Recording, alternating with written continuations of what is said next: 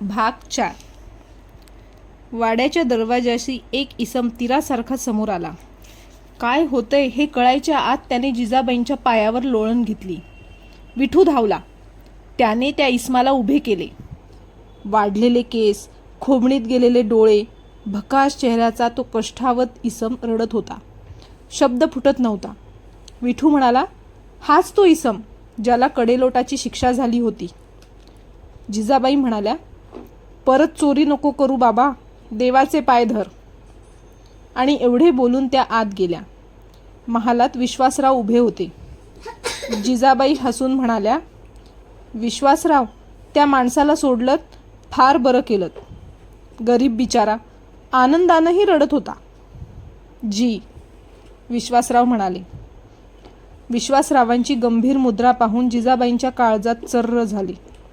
त्यांनी विचारले, काय झालं? काय झालं विश्वासराव? राणीसाहेब, खबर तितकी चांगली नाही. सांगा, वेळ लावू नका. राजांनी विजापूरकरांचा मुळूख बळकावून बंडावा केला म्हणून विजापूरकरांनी मुरार जगदेवाला पुण्यावर चाल करून पाठवलं. मुरार जगदेवानं पुण्याची होळी केली. वाडे भस्मसात झाले.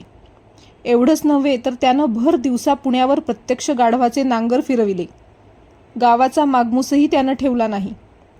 पुण्याच्या काळजात शहाजीराजांच्या जहागिरीत पहार ठोकून तो मोकळा झाला. आणि स्वारी? जिजाबाई पुटपुटल्या. त्यांच्या घशाला कोरड पडली. राजे सुखरूप असल्याची बातमी आली आहे. फलटणच्या बाजूला सध्या राजे आहेत. 2 दिवसांपूर्वीच ही बातमी आली होती. राजांच्या खबरीची वाट पाहत होतो. जिजाबाईंनी घाम टिपला. त्या म्हणाल्या, विश्वासराव, दैव फिरलं. त्याला तुम्ही काय करणार? इकडून सुरक्षित राहणं झालं हेच मोठं झालं. वाईटात चांगलं ते हेच. मुजरा करून विश्वासराव गेले आणि जिजाबाईंनी थोपवलेल्या अश्रूंना वाट दिली. लक्ष्मीबाई त्यांना धीर देण्याचा प्रयत्न करीत होत्या. बातम्यासुद्धा कधी एकट्या येत नाहीत. जिजाबाई हा आघात सहन करण्यासाठी सिद्ध झाल्या नाहीत तोच बातमी आली. शहाजीराजांचे चुलत भाऊ खेळोजी भोसले यांच्या पत्नी आणि जिजाबाईंच्या जाऊ नाशिकला गोदावरी स्नानाला गेल्या असता महाबत खानाने त्यांना पळवून नेले. त्या वार्तेने जिजाबाईंच्या जीवाचा तडफडाट झाला. त्या दिवसापासून गडाखाली उतरून देवदर्शनाला जाण्याचेही त्राण त्यांच्या अंगी उरले नाही. विश्वासराव, नरोत्रिमळ, गोमाजी पानसंबळ, हनुमंते वगैरे भोवतालची मंडळी सदैव चिंतातूर दिसू लागली. गोमाजी पानसंबळ हा जिजाऊंच्या माहेरचा खास माणूस.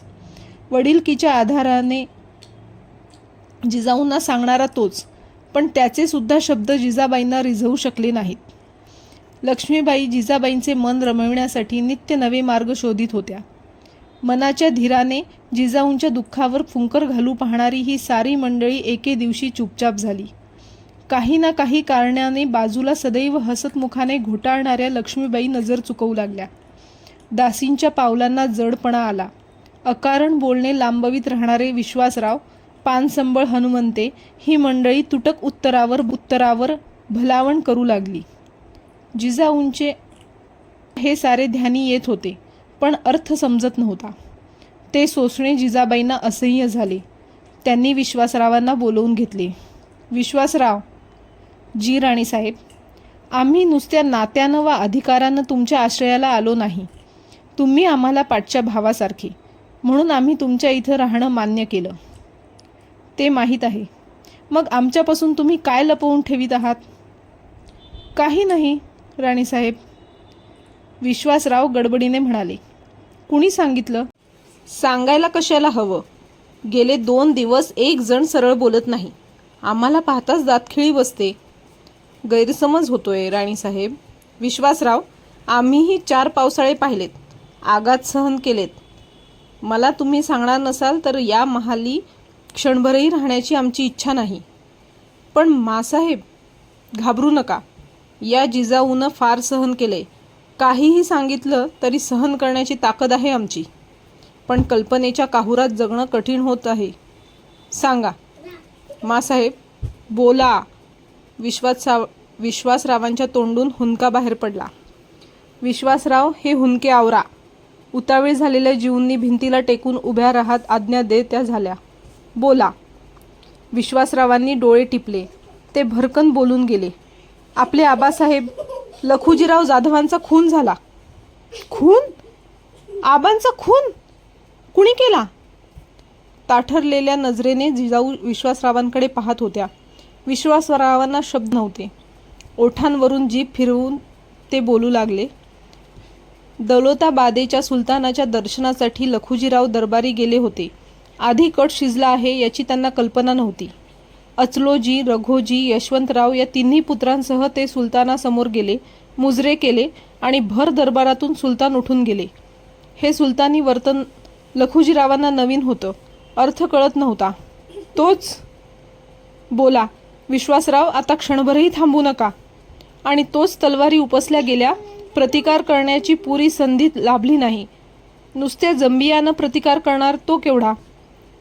मासाहेब, सुलतानाच्या सेवेत चारी जाधवांची वाट लागली. आईजवळ राहिलेला बहादूरजी तेवढा वाचला. आपले दीर जगदेवराव गडाखाली होते ते वाचले. विश्वासरावांनी मान वर केली. जिजाबाई पुतळ्यासारख्या भिंतीला टेकून उभ्या होत्या. डोळे तसेच तारवटलेले होते. भेसूर हास्य चेहऱ्यावर विलसत होते.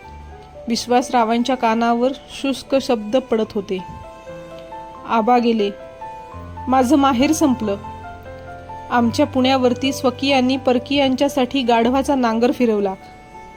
ज्यांच्या दरबाराचे आम्ही नोकर त्यांनी आमच्या मुली पळवाव्यात आणि ज्यांच्या बळावर सुलतानी उभी राहावी त्याच जाधवरावांची कत्तल सुलतानी दरबारात व्हावी. आणि एकदम जिजाबाई किंचाळल्या. विश्वासराव, या जगात देव आहे का हो?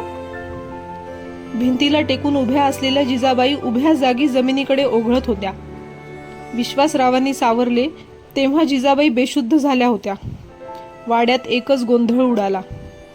मध्यरात्रीच्या सुमारास वाड्यात पुन्हा रडण्याचा हलकल्लोळ उडाला.